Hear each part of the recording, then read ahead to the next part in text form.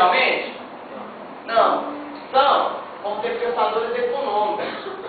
Então vão nascer no século XVIII duas grandes escolas, né, que vão discutir economia.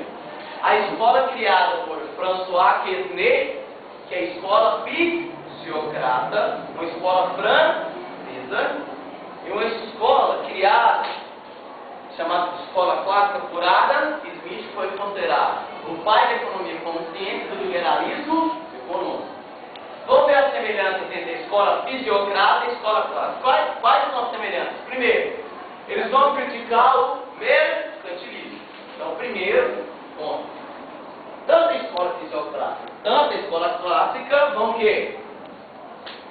Criticar o mercantilismo. Segundo ponto, por que eles criticam o mercantilismo? Porque eles querem o fim do controle ou da intervenção estatal na economia. Ou seja, eles pregavam a não intervenção do Estado na economia, diminuindo os danos de impostos. Assim. E terceiro, eles queriam que o liberalismo econômico, o livre comércio, a livre circulação de produtos e mercadorias entre os países. Tranquilo até aqui? Não, semelhança entre as duas, clássico e fisiocrata. Agora vamos falar da diferença. Vou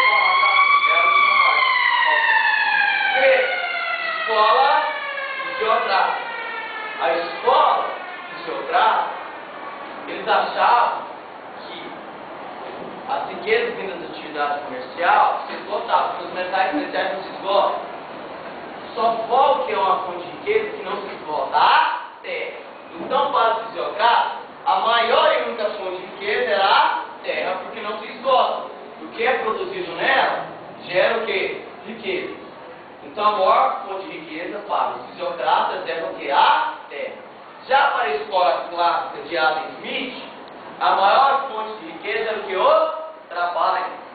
Porque o trabalho, tanto no campo ou na indústria, que já tinha indústria na Inglaterra, que eu pensava assim, não adianta, se você tiver trabalho, você produz alguma coisa no campo, produz alguma coisa na indústria. Então, se tem trabalho, tem produtividade.